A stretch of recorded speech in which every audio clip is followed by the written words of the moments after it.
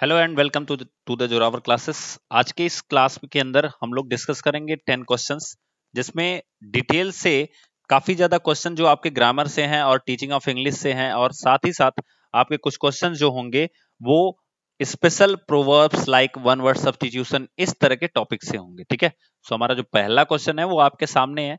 Call the first witness said the जज।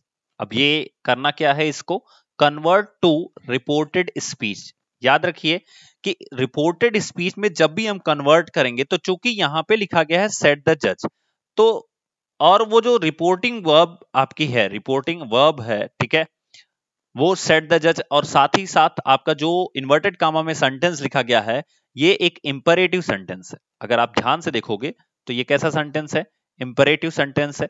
तो imperative sentence होने के नाते जब भी हम इसको रिपोर्टिंग स्पीच में, रिपोर्टेड स्पीच में कन्वर्ट करेंगे, बहुत सिंपल सा काम करेंगे। इस पूरे सेंटेंस के पहले टू ऐड करेंगे और जोड़ देंगे। मतलब एक तरह से आप ये कह लो कि टू जो है वो कंजंक्शन की तरह काम करेगा। हालांकि कंजंक्शन है नहीं, बट कंजंक्शन की तरह काम करेगा ऐड करने में सेंटेंस को।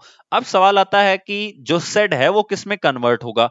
तो याद रखिए, चूंकि यहाँ पे जज है और जज ने ऑर्डर दिया है, तो सेड जो है वो दो चीजों में कन्वर्ट हो सकता है। एक हो सकता है ऑर्डर में, और दूसरा होता है कमांड, कमांडेड में हो सकता है। ठीक है, तो अगर हम ढूंढें कि क्या ऑप्शन है इन दोनों से रिलेटेड, तो अगर हम रिपोर्टेड स्पीच में कन्वर्ट करें तो हो जाएगा द जज कमांडेड, द जज कमांडेड, जो कि आपको पहले वाले ऑप्शन में दिख भी रहा है।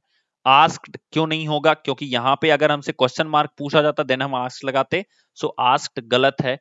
टोल्ड अगर सिर्फ और सिर्फ एक सिंपल सेंटेंस होता इन्वर्टेड कॉमा के अंदर, तब हम यहां पे सेड को टोल्ड में चेंज कर देते। ठीक है, आस्क्ड मैंने आपको बताया कि क्वेश्चन मार्क की वजह से नहीं होगा। तो तीन ऑप्शन आपके गलत हैं, एक ऑप्शन आपका सही है।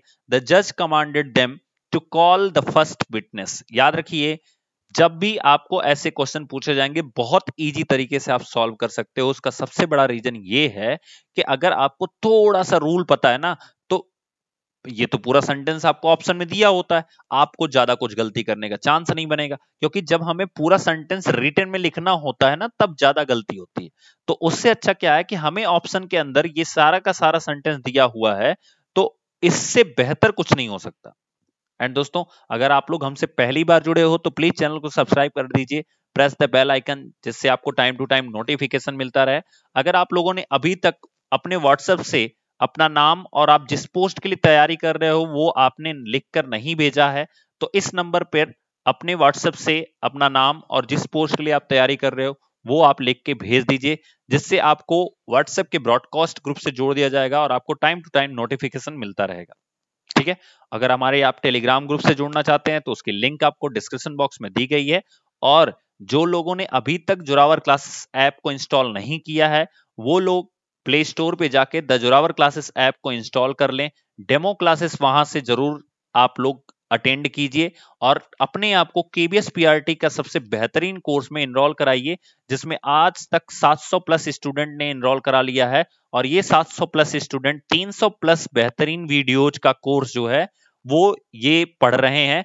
और जैसे ही नोटिफिकेशन आएगा केबीएस का, तो ये जो 700 प्लस स्टूडेंट हैं ये क्वेश्चन को करेंगे। अब देखिए, कोर्स को एनरोल कराने में आप भी कराओगे, लेकिन क्या है कि अब आप डिसाइड कर लो कि आप नोटिफिकेशन के टाइम पे कराओगे या आप नोटिफिकेशन के टाइम के पहले कराओगे। अगर आप नोटिफिकेशन के टाइम पे कराओगे तो आपका क्या फायदा होगा वो मैं आपको बता रहा हूं।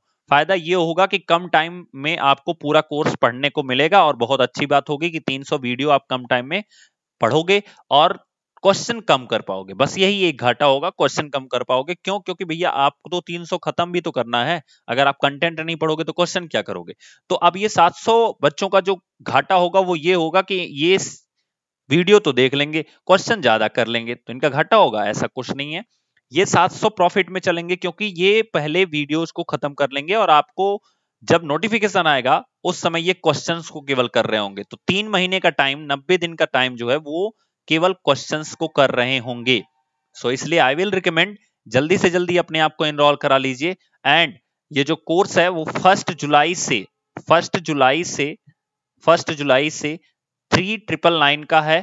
ठीक है, इसलिए आप लोग जल्दी से जल्दी अपने आप को एनरोल करा लीजिए। ठीक है, इसके पहले ये कोर्स 2999 का है, तो इसको आप लोग देख लीजिए। अगर टाइम है तो फटाफट जल्दी से इसको अपने आप को एनरोल करा लीजिए, ठीक है। चलिए मूव करते हैं नेक्स्ट क्वेश्चन पे, और जल्दी से जल्दी आप लोग चैनल को सब्सक्राइब जरूर कर लीजिएगा। चलिए नेक्स्ट क्वेश्चन हमारा है कि one word substitution for the following. आपको नीचे लिखे गए एक क्लॉज के लिए या एक फ्रेज के लिए एक वर्ड चूज करना है कि इसे क्या कहते हैं। अ हेटर ऑफ वुमेन, जो औरतों को नापसंद करता हो यानी औरतों से घृणा करने वाला, उसे हम क्या कहते हैं?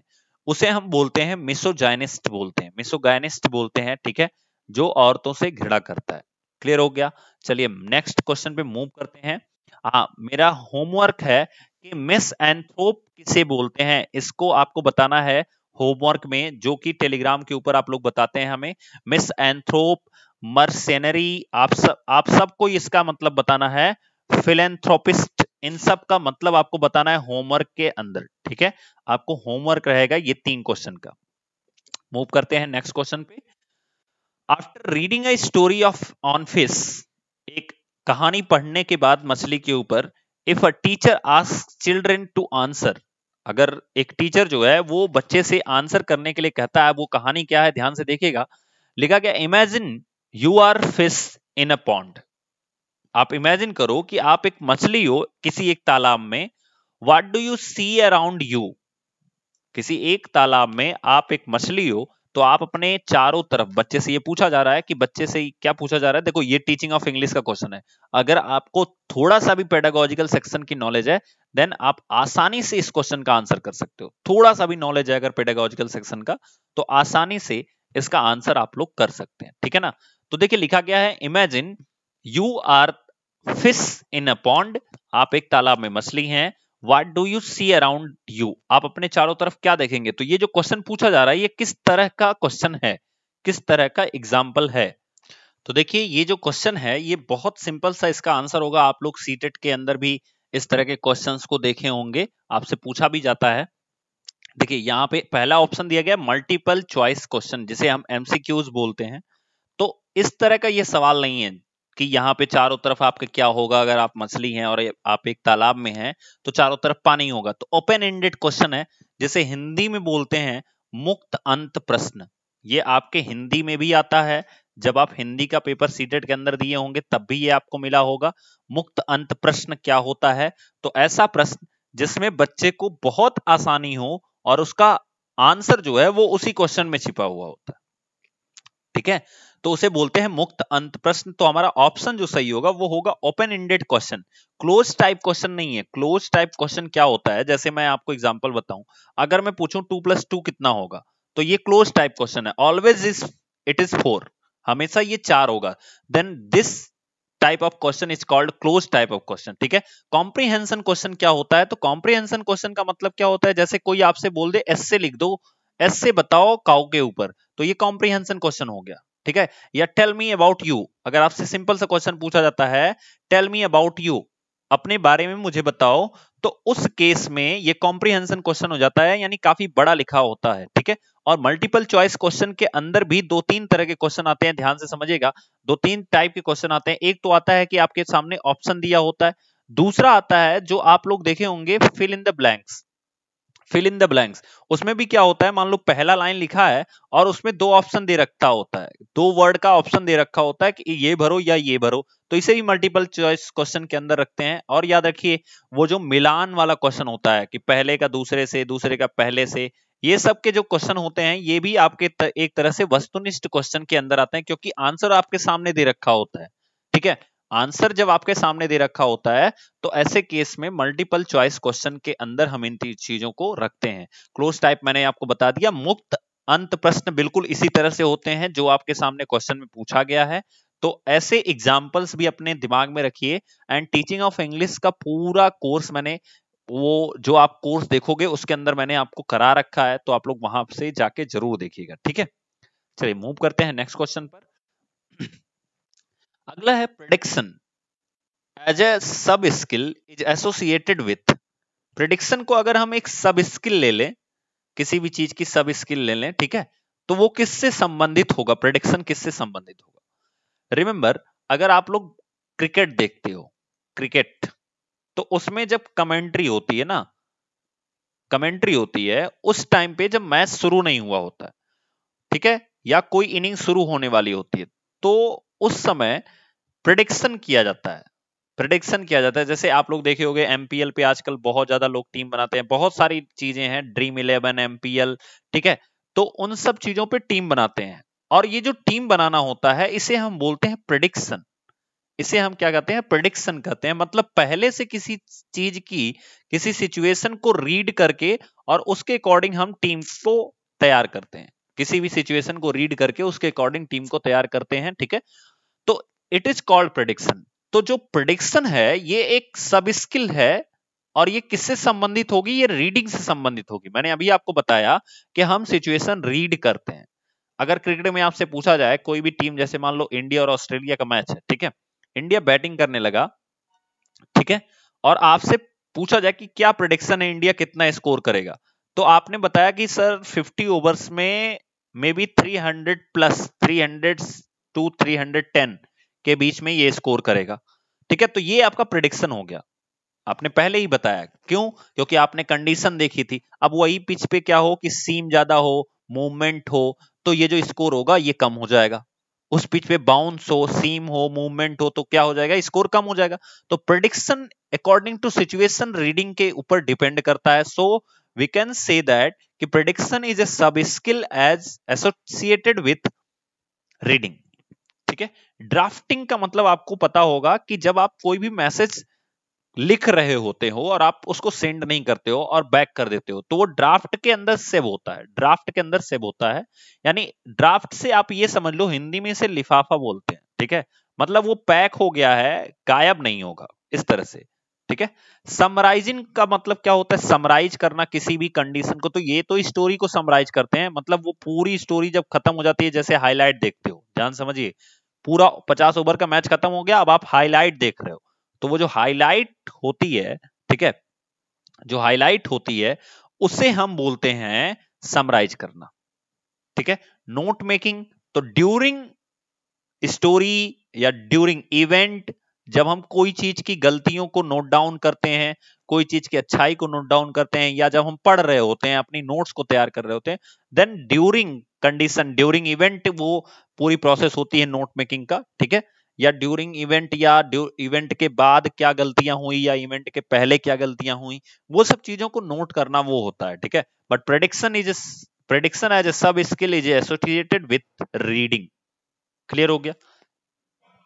चलिए मूव करते हैं नेक्स्ट क्वेश्चन पर। Which method is known as natural method? बहुत इंपॉर्टेंट क्वेश्चन है और आपके टीचिंग ऑफ इंग्लिश से बहुत ज्यादा इंपॉर्टेंट है। अगर आप थोड़ा भी बड़े होगे तो आपको पता होगा कि कौन सी मेथड को नेचुरल मेथड कहते हैं। ऐसे समझो, देखो, अगर हम बात करें सेकंड लैंग्वेज की, तो इंडिया के अंदर जो सेकंड लैंग्वेज पढ़ाई जाती है मैक्सिमम केस में, वो है इंग्लिश। और इंग्लिश जो है वो कहाँ की लैंग्वेज है? ये है ब्रिटेन की लैंग्वेज। कहाँ की लैंग्वेज है? ब्रिटेन की लैंग्वेज है। सो ब्रिटिश लैंग्वेज है। क्लियर हो गया? अब ब्रिटिश लैंग्वेज होने के नाते वहां के जो लोग होंगे, अब ब्रिटिश के बारे में सोचो, जो लोग ब्रिटेन में होंगे वहां के लोग इंग्लिश को फर्स्ट लैंग्वेज की तरह सीखते होंगे। इंग्लिश को कैसे सीखते होंगे? फर्स्ट लैंग्वेज की तरह। और चूंकि ये फर्स्ट लैंग्वेज की तरह सीखते हैं, इसलिए इनके लिए ये लैंग्वेज क्या होती है? नेचुरल होती है। इसलिए इनके लिए ये लैंग्वेज क्या होती है? नेचुरल होती है। तो बहुत सिंपल सी भाषा में मैं आपको समझाता हूं कि अंग्रेजों के लिए इंग्लिश नेचुरल मेथड है, नेचुरल लैंग्वेज की तरह यूज होती है, जैसे हमारे लिए हिंदी नेचुरल लैंग्वेज की तरह यूज होती है, ठीक है। उसी तरह से अंग्रेजों के लिए जो इंग्लिश है वो नेचुरल मेथड की तरह सीख सकते हैं, यानी नेचुरल मेथड से वो सब सीख सकते हैं। और इसी मेथड को हम डायरेक्ट मेथड के नाम से जानते हैं। किसके नाम से जानते हैं? डायरेक्ट मेथड के नाम से जानते हैं। क्लियर हो गया? तो याद रखिए, डायरेक्ट मेथड को ही नेचुरल मेथड कहते हैं। कभी कभी क्वेश्चन में आपसे ऐसे भी घुमा के पूछ सकता है एज डायरेक्ट मेथड, तो कौन सी मेथड है जो डायरेक्ट मेथड के नाम से जानी जाती है? तो नेचुरल मेथड। मतलब सिंपल समझो, अंग्रेजों के बारे में आपको सोचना है। जब भी इंग्लिश का पेपर आप दे रहे हो तो इंग्लिश के सीखने के लिए अंग्रेजों को अपने दिमाग में रखना है, और आपको सारे आंसर इस मेथड से रिलेटेड अपने आप मिल जाएंगे। अब बात आती है कि ग्रामर ट्रांसलेशन मेथड क्या होता है। तो याद रखिए, जब हम ट्रांसलेशन के माध्यम से ग्रामर को सीख रहे होते हैं, जैसा कि हमारे भारत में इंग्लिश सिखाई जाती है मैक्सिमम जगहों पे, मैक्सिमम राज्यों में, तो जो ग्रामर ट्रांसलेशन मेथड होता है इसी के माध्यम से सिखाई जाती है। कैसे सिखाई जाती है? देखिए, जब हमें पहले मीनिंग रटवाई जाती है, जैसे मान लो मीनिंग क्या रटवाई गई, ही का मतलब वह, ठीक है। फिर उसके बाद क्या रटवाया गया, इज मतलब है, बॉय मतलब लड़का, ठीक है, बॉय मतलब लड़का, और फिर रटवाया गया ए मतलब एक। अब आपको हिंदी दे दिया जाता है, वह एक लड़का है, और आपको इसकी इंग्लिश बनानी होती है। वह एक लड़का है और आपको इसकी इंग्लिश बनानी होती है। तो आप लिखते हो ही, उसके बाद एक की इंग्लिश आप लिखोगे ना तो ए हो जाएगा, बॉय की इंग्लिश लिखोगे, सॉरी लड़के की इंग्लिश लिखोगे, बॉय हो गया, एंड इज यहां पे। तो ये ग्रामेटिकली रॉन्ग है, ठीक है। तो हमने ट्रांसलेट तो कर लिया, लेकिन अब हमें ग्रामर सीखना है। तो इंग्लिश का जो ग्रामर होता है, इंग्लिश का जो ग्रामर होता है वो डिपेंड करता है सब्जेक्ट वर्ब एंड ऑब्जेक्ट के फॉर्म पे, ठीक है। तो ये इसका प्रोफार्मा है और इसके ऊपर डिपेंड करता है, यानी सब्जेक्ट के बाद इसे ऑब्जेक्ट नहीं चाहिए, वर्ब चाहिए, ठीक है। तो हम लिखेंगे ही इज अ बॉय। इस तरह से हम सेकंड लैंग्वेज को अडॉप्ट कर रहे होते हैं, भारत के अंदर सीख रहे होते हैं। एंड याद रखिए, दिस इज ओल्डेस्ट मेथड, ये सबसे पुरानी मेथड है। अगर आपसे इसका दूसरा नाम पूछा जाएगा तो ये ओल्डेस्ट मेथड के नाम से जानी जाती है। ट्रांसलेशन मेथड क्या होता है कि आपको डायरेक्ट बिना ग्रामर सिखाए किसी इंग्लिश में ट्रांसलेट कर दिया जाता है, ठीक है। तो उसे ट्रांसलेशन मेथड बोलते हैं। जैसे मान लो कि आपको पानी मांगना हो, तो पूरा ग्रामर ये कहता है please bring me a glass of water. पूरा ग्रामर ये कहता है कि please bring me a glass of water. But normally आपने देखा होगा कि लोगों ने सीख लिया है कि पानी को वाटर कहते हैं, पानी को क्या कहते हैं, वाटर कहते हैं। तो किसी के यहाँ गए तो वाटर सिर्फ बोलेंगे, मतलब क्या किए, पानी का ट्रांसलेशन किए, और उस वाटर का यानी एक शब्द का पूरा मतलब उन्हें समझ में आना चाहिए। क्लियर हो गया? बाइलिंगुअल मेथड क्या होता है, जिसमें दो भाषाओं को यूज किया जाता है, द्विभाषी मेथड बोलते हैं इसे, द्विभाषी विधि बोलते हैं, ठीक है। जब आप डिटेल में पढ़ेंगे टीचिंग ऑफ इंग्लिश, तो उसके अंदर ये ज्यादा आपको डिटेल में समझ में आएगा। क्लियर हो गया? याद रखिए, इनके इन्वेंटर या ये कहां पे इन्वेंट हुई है मेथड्स, इसको भी आपको पता होना चाहिए कि कौन सा इन्वेंशन कहां पे हुआ है और किस जगह पे। इवन जगह तक को भी पूछा जाता है कि डायरेक्ट मेथड कहां पे इन्वेंट हुई है, या ग्रामर ट्रांसलेशन मेथड कहां पे ज्यादा यूज की जाती है। तो इस सब चीजों को भी आपको ध्यान में रखना है, बिकॉज यही पेडागोजी का सेक्शन है जो इंग्लिश के अंदर आपका आता है। नेक्स्ट क्वेश्चन पे मूव करते हैं। So next question is operation black board. याद रखिए, ये पेडागोजी का क्वेश्चन है, या आप कह सकते हो कि हिस्ट्री ऑफ एजुकेशन का क्वेश्चन है। Operation black board is for, तो जो ऑपरेशन ब्लैक बोर्ड है वो किसके लिए है? ऑपरेशन ब्लैक बोर्ड जो है वो किसके लिए है? याद रखिए, बेसिकली जब ये स्टार्ट हुआ था, ओबी, इसे शॉर्ट फॉर्म में ओबी बोलते हैं, ऑपरेशन ब्लैक बोर्ड। जब ये स्टार्ट हुआ था, ठीक है, जब ये स्टार्ट हुआ था 1987 में, जब ये स्टार्ट हुआ था 1900, देखो 1986 में आपकी फर्स्ट एनपीई आई थी। जो फर्स्ट एनपीई आई थी वो कब आई थी? 1986 में, नेशनल पॉलिसी ऑफ एजुकेशन, जब राजीव गांधी थे, ठीक है। लेकिन ये जो एनपीई है इसका प्रोफार्मा बनके तैयार हो गया था 1968 में। मैं इसका थोड़ा सा बैकग्राउंड हिस्ट्री आपको बताता हूं। इसका प्रोफार्मा बनके तैयार हो गया था, अभी ये आ गया तो मैं आपको बता दे रहा हूं, नहीं तो फिर मेरे क्लास की चीजें तो ये है नहीं, ये आपको सर पढ़ाएंगे, बट मैं आपको बता दे रहा हूं। तो प्रोफार्मा जो है वो 1968 में ही बन के तैयार हो गया था, मतलब 1964 में इसको लाया गया था कि हमारे देश में एक राष्ट्रीय शिक्षा नीति होनी चाहिए, शिक्षा का एक कार्यक्रम निश्चित होना चाहिए। 1964 में यह बात सोची गई थी, 1968 में ये एनपीई बन के तैयार हो गई थी, जिसे लागू करने की ही देरी थी। लेकिन कुछ कारणों की वजह से बीच में युद्ध होने लगे, चीन से, फिर उसके बाद पाकिस्तान से, फिर कुछ कारण ये आ गए कि बीच में इमरजेंसी भी लग गई हमारे देश में 1975 अप्रॉक्स में, ठीक है। उसी के कारण से ये पूरे ये जो दस्तावेज है ये ऐसे का ऐसे ही रखा रह गया। तो जब राजीव गांधी प्रधानमंत्री बने तो उन्होंने सोचा कि हमारे देश में कोई नीति ही नहीं है शिक्षा पे, तो फिर उन्होंने 1986 में शिक्षा नीति लाया। अब शिक्षा नीति जैसे आपका क्या हो गया कि कानून तो बन गया, लेकिन वो कानून को हम जमीन पे कैसे लाएंगे, मतलब समझ रहे हो, कानून को आप ग्राउंड लेवल पे कैसे लाओगे? तो उस ग्राउंड लेवल पे लाने के लिए इन्हें कुछ ऑपरेशन चलाने पड़े, जिसमें से पहला ऑपरेशन था ऑपरेशन ब्लैक बोर्ड। मतलब हर कॉलेज में, सॉरी, हर स्कूल में एक ब्लैक बोर्ड रखा जाए। अगर आप लोग देखे होंगे तो पहले का जो ब्लैक बोर्ड होता था वो कुछ ऐसे रखा होता था, ठीक है, दो डंडों के ऊपर ऐसे ब्लैक बोर्ड रखा होता था, उस पर लिखा जाता था, बहुत पुराने स्टाइल में इनको लिखा जाता था, ठीक है, लकड़ी का ही होता था, ट्राइपोड के ऊपर रखा जाता था ये ब्लैक बोर्ड और उस पर लिखा जाता था। तो ब्लैक बोर्ड लाने का सबसे बड़ा रीजन ये था कि जो क्लास होगी वो अट्रैक्टिव हो जाएगी। मतलब सोच के देखो, 1987 तक हमारे पास ब्लैक बोर्ड तक नहीं था कि हम बच्चों को कैसे पढ़ाएंगे, ठीक है। तो बेसिकली ये सबसे पहले लाया गया था प्राइमरी स्कूल्स के लिए। बाद में जब इसमें इसका क्रियान्वयन किया जाता है 1986 के बाद 1992 में जब इसका क्रियान्वयन किया जाता है तो ऑपरेशन ब्लैक बोर्ड को आगे बढ़ा करके मिडिल तक लाया जाता है, ठीक है। लेकिन शुरू शुरू में प्राइमरी स्कूल तक ही लाया गया था इसको, कि प्राइमरी स्कूल में रखा जाएगा, फिर इसको मिडिल स्कूल में भी ले आया गया, फिर धीरे धीरे ये आगे बढ़ता गया। तो ये ऑपरेशंस इसलिए चलाए गए थे कि जो एनपीई है उसके नियमों का पालन करने में हेल्प मिल सके, ठीक है। चलिए, ये हमारे इंग्लिश के सेक्शन के टॉपिक से था नहीं, बट मैंने आपको बता दिया। आप लोगों का भी, अगर आप लोग पढ़े होंगे तो आपका रिवीजन भी हो गया होगा। खैर, नेक्स्ट क्वेश्चन पे मूव करते हैं।